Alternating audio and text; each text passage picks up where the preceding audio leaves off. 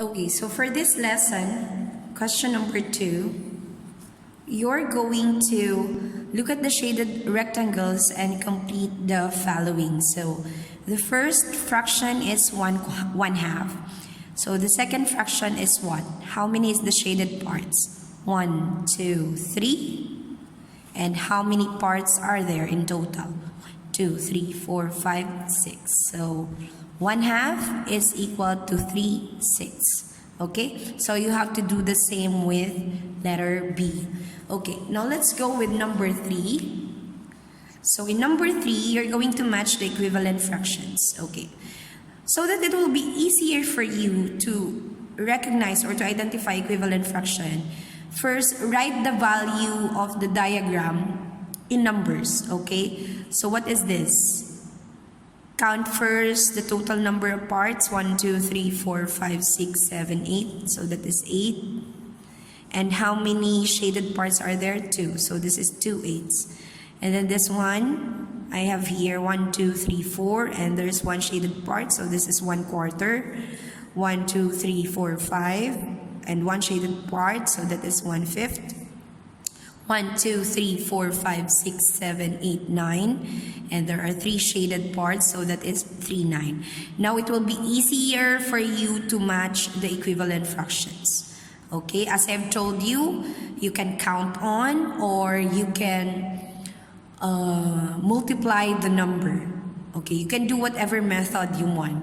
Okay, so for the second part, the fourth part, number 4, complete the following questions. Take the equivalent fractions. Okay, so which one is or which are equivalent fractions in this set of numbers? Okay, so again, try to find the equivalent fractions of 3/4, and when you find it, you have to tick. Okay, put a tick. So for instance, 3/4 is equal to 6/8. So you have to find some more fractions that are equal to this, or maybe 1/2.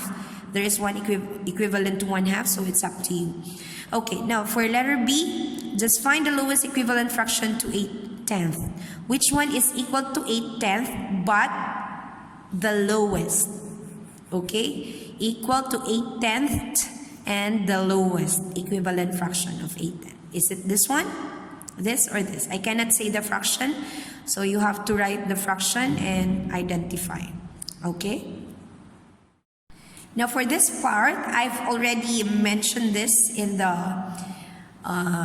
previous video, in the first video which I've sent in the group.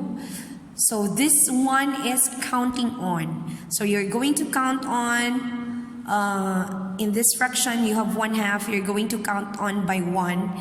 And for the denominator, you're going to count on by 2. So I will answer the first one and then you have to answer the rest. Okay, so 1, 2, 3, 4, 5, 6. Now let's count by 2. 2, 4, 6, 8, 10, 12. Okay, as easy as that. Okay, now let's go to the workbook. Okay, this is page 122 workbook, finding the equivalent fractions. So you're going to tick the pairs of fractions that are equivalent or the same. Cross the fractions of the pairs of fractions that are not equivalent. So you can see in the diagram, is this the same? Is it divided equally? So no, so you have to put X. Letter B, is it the same? Does it have the same value? Yes. Okay, so continue with letter C, letter D, letter E, and letter F. So for number 5, activity number 5, color the grids below to show the equivalent fractions given. So 4/12 is equal to 1/3. Okay, so look at first which one has greater denominator. So in this case, we have 4/12. Okay, 12 is greater than 3. So we have to count 12 parts. 1, 2, 3, 4, 5, 6, 7, 8, 9, 12. Make it as a whole and shade 4 parts. 1, 2, 3, 4.